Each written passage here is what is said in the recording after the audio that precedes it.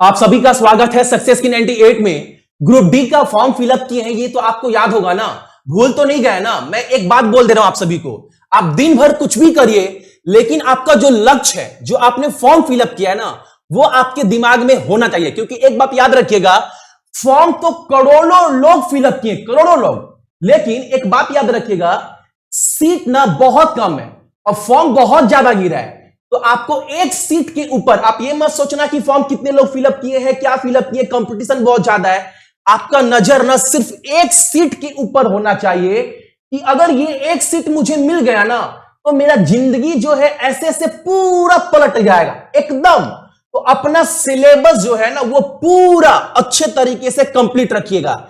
Exam का date कब आ जाए किसी को नहीं पता है। देखो, फॉर्म 19 में निकला था, 20, 21, अब मान लो थर्ड लहर चल रहा है आपका कोरोना का, मान लो ये खत्म होते अगर अनाउंसमेंट हो गया ना कि आपका एग्जाम अब 1-1.5 महीने के अंदर होगा, तो आपका सिलेबस तो पूरे अच्छे तरह से कंप्लीट है ना। ये नहीं कि अब एग्जाम के टाइम बोले अब क्या करें, टाइम नहीं है। तो टाइम आपको बहुत ज्यादा मिल चुका है, बहुत ज्यादा।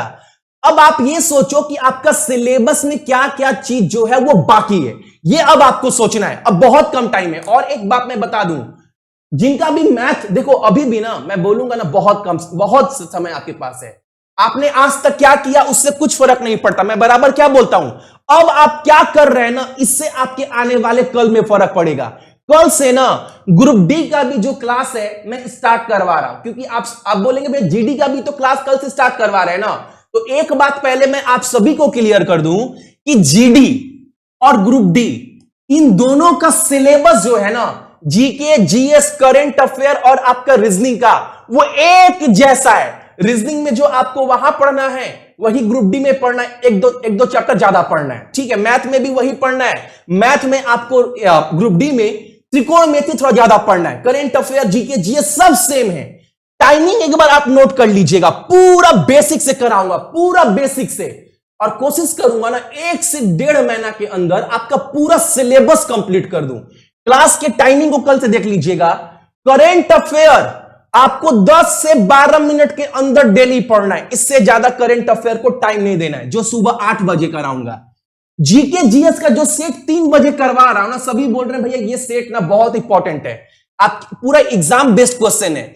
क्योंकि ये 3 बजे वाले क्लास में ना मैं बस वही प्रश्न को छू रहा हूं, बस वही प्रश्न को टच कर रहा हूं ना, जो एग्जाम में पिछले 4-5 साल में जो बार बार पूछा जा रहा है एग्जामिनर के द्वारा, एसएससी या रेलवे में, यानी बार बार आ रहा। मतलब ये टॉपिक, ये क्वेश्चन बहुत इंपॉर्टेंट है। तो 3 बजे वाले क्लास में ना कुछ मत करना, आप सभी कुछ मत करना। जितने भी क्वेश्चन दे रहा हूं ना, ये नहीं बोलूंगा कि एक ही दिन आकर आपको 500 क्वेश्चन करा दूंगा, लेकिन जितना भी कराऊंगा उस क्वेश्चन में ना कम से कम डेली अपने आप को जज करना कि हम कितना सही कर पा रहे हैं उस प्रश्न में, जो प्रश्न बहुत इंपॉर्टेंट है। अब मान लो कोई क्वेश्चन नहीं बन रहा है, 20 में 10 क्वेश्चन नहीं बना, तो क्वेश्चन इंपॉर्टेंट नहीं है भैया, आप बेकार करवा रहे हैं।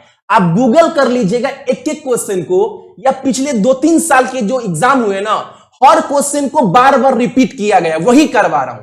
तो गलती हो रहा है ना, तो ये शुक्र मनाओ, एग्जाम से पहले आप गलती कर रहे हैं। एग्जाम से पहले जो समय मिल रहा है वो सीखने के लिए मिल रहा है। और एक बात, मैथ का क्लास, ये गणित शाम को 6 बजे कराऊंगा आपको, एकदम शाम को 6 बजे, एकदम बेसिक तरीके से। और रीजनिंग ना कल से रात को 10 बजे। हालांकि रीजनिंग का ना कल प्रैक्टिस सेट चलेगा। पहले मैं ना एक हफ्ता देख लूं कि आप प्रैक्टिस सेट में कितने लोग कितने स्कोर कर पा रहे हैं, तभी तो मुझे भी अनुमान लग पाएगा ना कि स्टूडेंट को जो है वो पूरा बेसिक से सिखाना है। क्योंकि ना 80% लोग ना रीजनिंग में प्रॉब्लम होता ही नहीं है।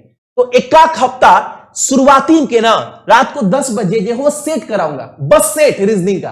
तो यहां पर भी अपने आप को जज कर लेना कि आप कितना स्कोर कर पा रहे रीजनिंग में, बेहतरीन क्वेश्चन में, ठीक है। और एक बात याद रखिएगा आप सभी, एकदम बहुत टाइम है आप सभी के सामने अपने परिवार, अपना जिंदगी पूरा पलटने के लिए।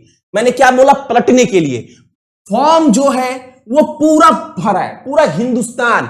अगर मैं यहां पर लिख भी दूं ना इंडिया, तो कोई आप बिल्कुल मत संकोच मत करना। हाँ, पूरा घर घर से ये फॉर्म फिलअप किया गया है। कुछ लोग ही चुन कर ना भारतीय रेलवे में जाएंगे, कुछ लोग ही चुनकर। वो आप है कि नहीं है? अभी आपको डिसाइड करना है, आज ही डिसाइड करना है कि हम है कि नहीं उसमें से। आप ये सोचो, आज आपका एग्जाम नहीं हो रहा है, एग्जाम का डेट भी आएगा, एग्जाम भी होगा, डॉक्यूमेंट वेरिफिकेशन भी होगा, रेलवे में नौकरी भी होगा।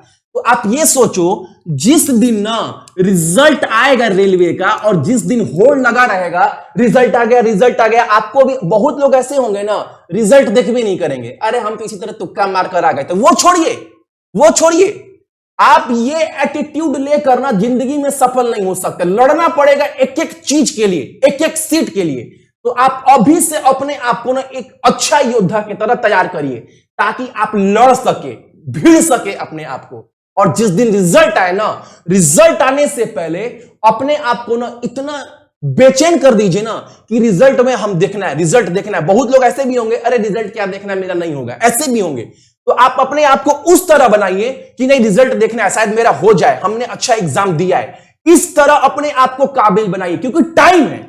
सबसे बड़ा बात क्या है आपके सामने, अभी समय है। आप दिन में कुछ भी करिए, नौकरी भी करिए, अगर दिन में 4-5 घंटा भी पढ़ाई करते हैं ना भाई, तो बहुत समय है आपके एग्जाम निकालने के लिए। मैं एकदम कंठस्थ, एकदम क्लियर कट बोल रहा हूं आप सभी को, अभी भी मौका है कि आप एग्जाम निकाल सकते हैं। आप ये बिल्कुल मत सोचो कि एग्जाम कब होगा, नहीं होगा, होगा, एग्जाम होगा। आप जो काम कर रहे हैं वो काम करिए, वो चलते रहने दीजिए, अपना काम चलते रहने दीजिए।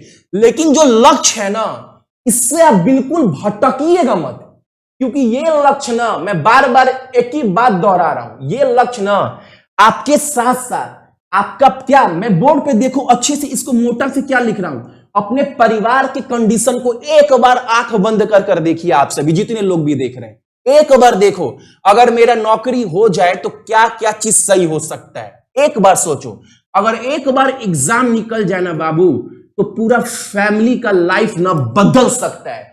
तो आपके अंदर वो क्षमता है, सभी बोलेंगे क्षमता है, लेकिन क्षमता है। फॉर्म तो जितने लोग फिलअप किए सभी यही फॉर्म फॉलो।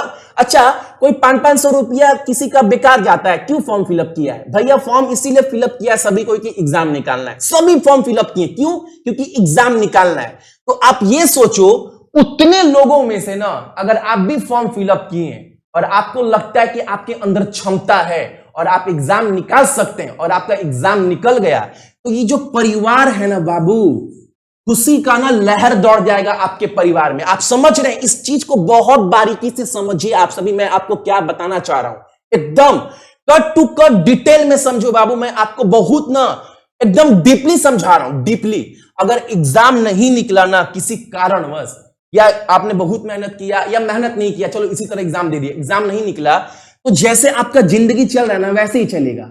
और जितना जिंदगी में मुश्किल है ना, प्रॉब्लम है ना, वो और बढ़ता चल जाएगा। और ये आप सिर्फ बढ़ता बढ़ता बढ़ता बढ़ता, और ये सिर्फ आप नहीं झेलेंगे।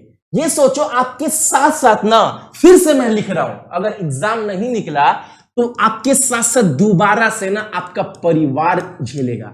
और एक बात मैं बोल दे रहा हूं, लड़की लोग बोलती है कि मैं शादी हो जाएगा। बाबू, अगर माँ बाप पढ़ा रहा है ना, तो ये इसलिए नहीं कि शादी कर देना है, इसलिए नहीं, इसलिए ना कि कम से कम नौकरी अगर लग जाएगा ना मेरी बेटी का भी, तो कम से कम दहेज मांगने वाले जो लालची जो मुंह खोलते हैं, वो कम से कम सोच समझ के मुंह खोलेंगे। उनका औकात भी नहीं है मुंह खोलने का, क्योंकि मेरी बेटी भी रेलवे में बोल सकते हैं फक्र से। उस समय अपनी पापा की कंडीशन को समझो, उससे पापा क्या फील करेंगे, सोच रहे हैं? उस समय पापा की कंडीशन को फील करो। पापा एक गर्व से बोलेंगे कि मेरी बेटी रेलवे में है, कोई रिश्ता। उस समय रिश्ता आप नहीं ढूंढने जाएंगे, आपके पास रिश्ता आएगा। बहुत बड़ा मायने बोल रहा हूं मैं, बहुत चीज बोल रहा हूं एकदम। कल से क्लास स्टार्ट है, पूरा बेसिक से। एक बार क्लास के टाइमिंग को आप देख लेना। नोटिफिकेशन नहीं जाता है भैया, नोटिफिकेशन नहीं जाए तो क्लास का टाइमिंग तो पता है ना। एक बार चैनल को खोलकर यूट्यूब के ऊपर देख लेते हैं क्लास चल रहा है कि नहीं चल रहा है। और बिल्कुल फ्री में क्लास चलेगा, कोई पैसा आपको नहीं देना है, ठीक है?